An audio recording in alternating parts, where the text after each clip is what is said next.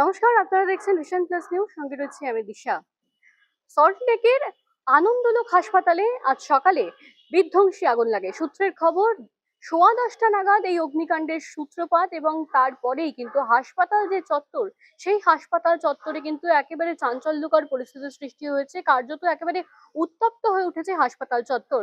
ঘটনাস্থলে দমকলের একাধিক ইঞ্জিন। জানতে পারা যাচ্ছে এই অগ্নিকাণ্ডের সূত্রপাত হওয়ার পর থেকেই যে রোগী, সেই রোগীদের মধ্যে এবং যে রোগীর আত্মীয় পরিজন, সেই পরিজনদের মধ্যে এবং সামগ্রিকভাবে হাসপাতাল যে কর্তৃপক্ষ, তাদের মধ্যে কিন্তু একটা উত্তেজনার পরিস্থিতি বিরাজ করে। এবং এর পরবর্তীতে যে চিত্র ফুটে উঠছে, সেখানে দেখতে পাওয়া যাচ্ছে হাসপাতাল থেকে রোগীদের কিন্তু একেবারে স্থানান্তরীকরণ করা হচ্ছে।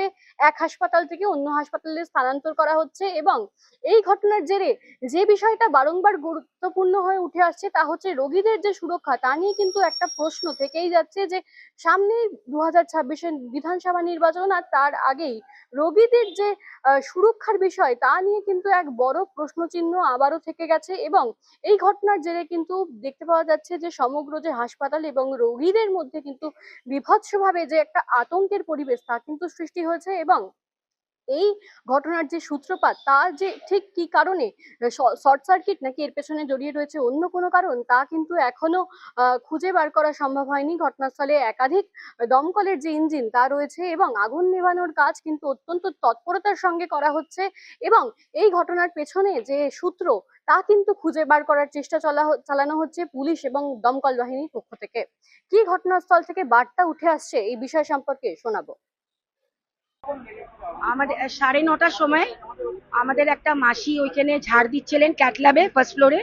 তো উনি দেখলেন ধোঁয়া বেরোচ্ছে, তো উনি সবাইকে অ্যালার্ট করে দিলেন।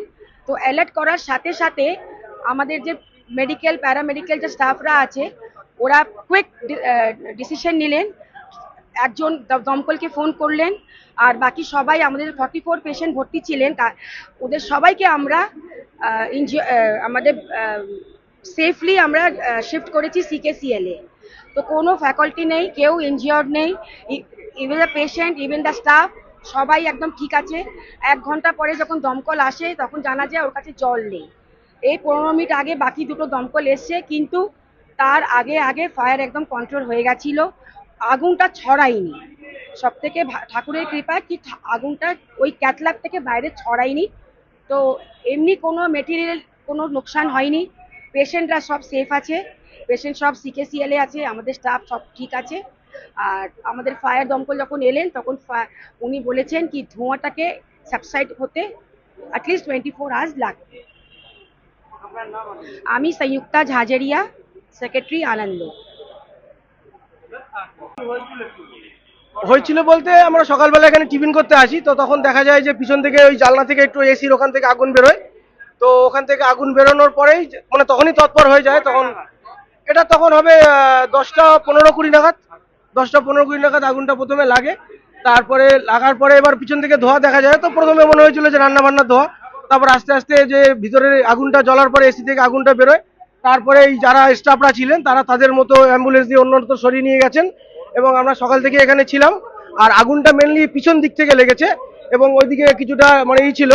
এবং যেখানে অক্সিজেনের সিলিন্ডারগুলো ছিল, সেগুলো আমাদের আনন্দলোক হাসপাতালে যারা স্টাফরা ছিলেন, সেগুলো দক্ষতার সঙ্গে সেফ জোনে নিয়ে গেছে। তো এখন বিল্ডিং মোটামুটি সেফ জোনের মধ্যে আছে।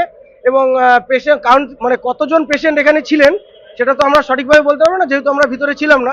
তো সেটা আনন্দলোক হাসপাতালের যারা স্টাফরা ছিলেন, তারা সেটা সহজভাবে বলতে পারবে। আমার নাম সুদীপ সরকার।